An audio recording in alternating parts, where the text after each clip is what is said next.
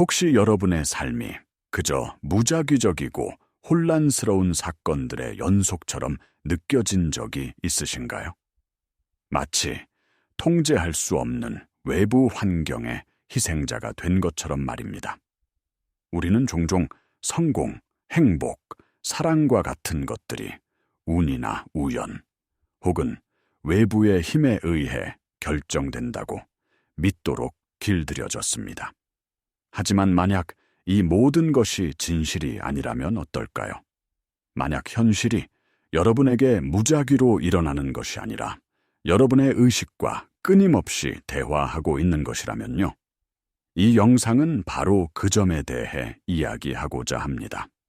여러분의 내면 세계가 어떻게 외부 현실을 창조하는지, 그리고 소위 의미 있는 우연의 일치라 불리는 동시성, 즉 싱크로니시티가 단순한 우연이 아니라 우주가 여러분에게 보내는 신호임을 양자물리학과 신경과학, 그리고 고대의 지혜를 통해 증명해 보일 것입니다. 여러분은 더 이상 상황의 피해자가 될 필요가 없습니다. 여러분은 자신의 경험을 창조하는 창조자가 될 수 있는 힘을 이미 가지고 있습니다. 이 여정을 통해 여러분은 잃어버렸던 자신의 진정한 힘을 기억하게 될 것입니다.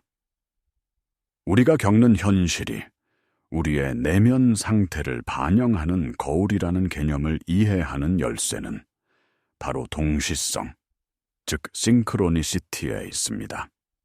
여러분이 무언가를 간절히 생각하고 있을 때 그와 관련된 사람을 우연히 만나거나 책에서 관련된 문구를 발견하거나 길가의 광고판에서 해답을 얻는 경험을 해본 적이 있으신가요?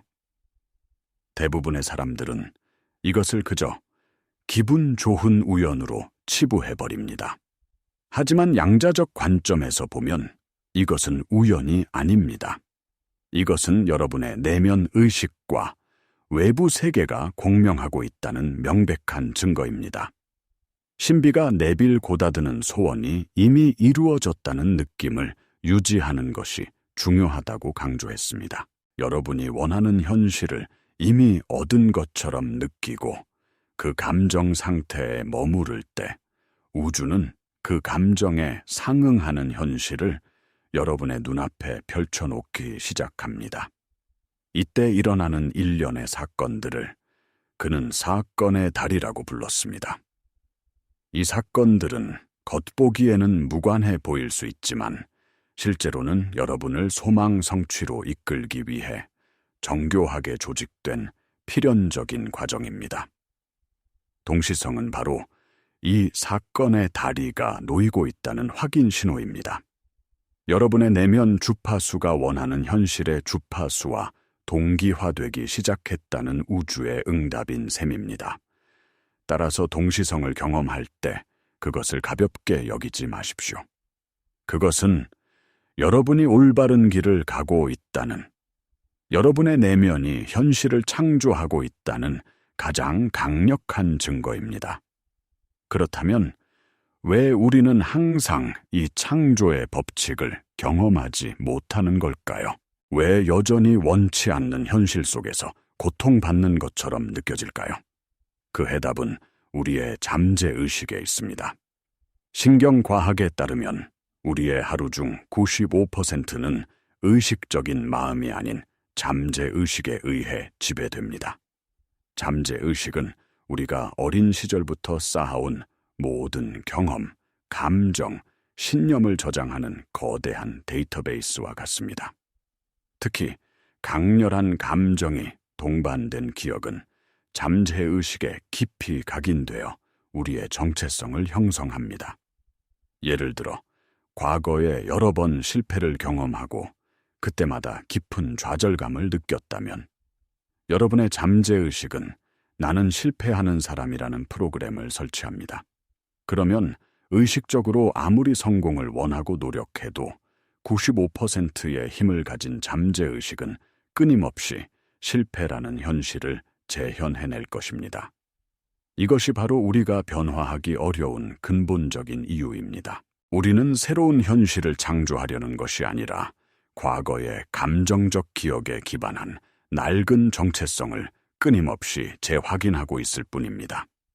따라서 진정한 변화는 외부 조건을 바꾸려는 노력에서 시작되는 것이 아닙니다. 그것은 자신의 잠재의식 속에 어떤 프로그램이 설치되어 있는지 인식하고 그 낡은 정체성을 새로운 정체성으로 바꾸는 내면의 작업에서 시작됩니다. 그렇다면 우리는 어떻게 이 강력한 잠재의식을 재프로그래밍하고 현실을 의식적으로 창조할 수 있을까요? 바로 양자물리학의 가장 근본적인 원리인 관찰자 효과에서 그 실마리를 찾을 수 있습니다.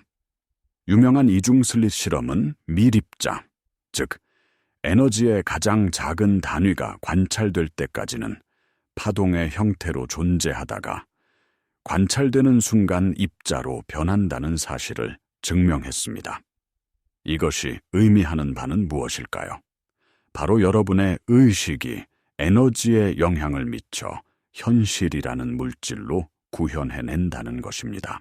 여러분은 단순한 관찰자가 아니라 가능성의 장에 참여하는 창조자입니다. 네빌 고다드가 말한 소원이 이루어진 느낌을 유지하는 것은 바로 이 원리를 활용하는 가장 강력한 방법입니다. 여러분이 원하는 미래를 상상하고 그것이 이미 현실이 된 것처럼 생생하게 느낄 때, 여러분의 의식은 무한한 가능성의 양자장 속에서 특정 현실에 초점을 맞추는 것과 같습니다. 여러분의 감정은 그 가능성에 에너지를 공급하여 파동 상태에서 입자, 즉 물질적 현실로 붕괴시키는 역할을 합니다. 이것은 더 이상 신비로운 이야기가 아닙니다. 이것은 우주가 작동하는 방식입니다.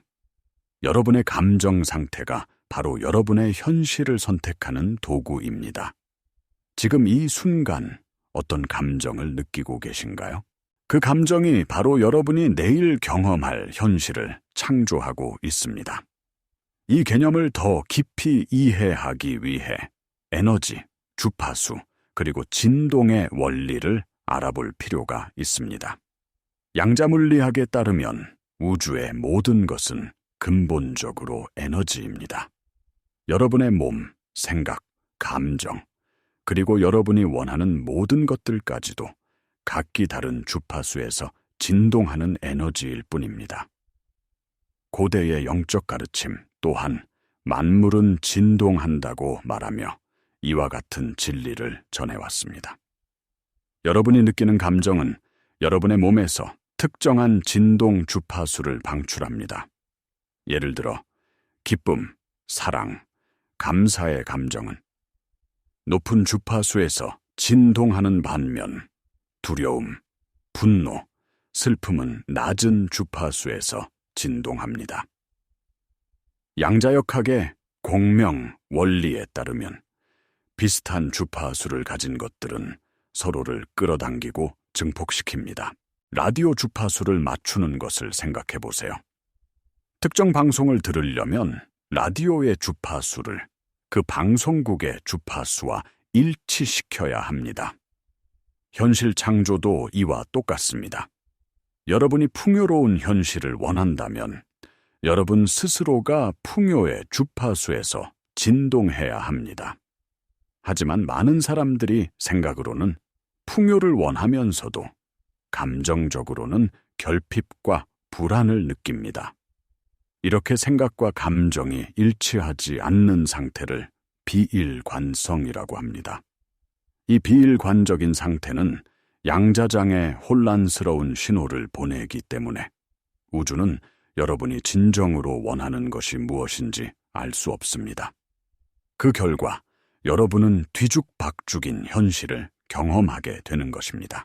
진정한 창조의 힘은 여러분의 생각과 감정이 하나의 목표를 향해 완벽하게 정렬될 때, 즉 일관성을 이룰 때 발휘됩니다.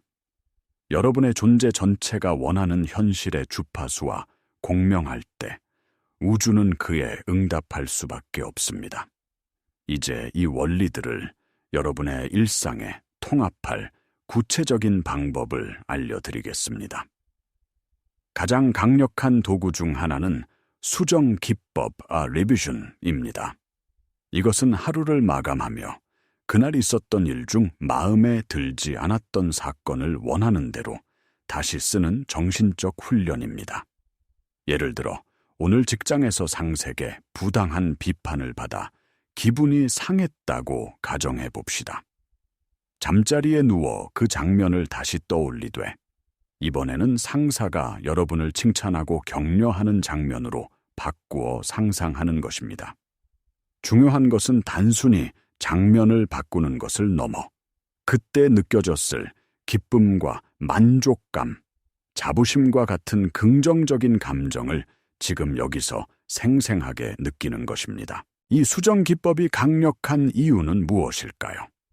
신경과학적으로 볼 때 우리의 뇌는 실제 경험과 생생한 상상을 구분하지 못합니다. 여러분이 수정된 장면을 감정을 담아 반복적으로 상상하면 뇌는 그것을 실제 있었던 일로 받아들이고 새로운 신경 회로를 형성합니다. 이것은 과거의 부정적인 감정 기억을 긍정적인 기억으로 덮어쓰는 효과를 가져옵니다. 후선 규전학의 관점에서는 이러한 긍정적인 감정 상태가 스트레스 유전자를 끄고 성장과 회복에 관련된 유전자를 켤 수 있음을 시사합니다. 즉, 여러분은 과거를 바꿈으로써 잠재의식을 재프로그래밍하고 미래에 경험할 현실의 청사진을 새롭게 그리고 있는 것입니다.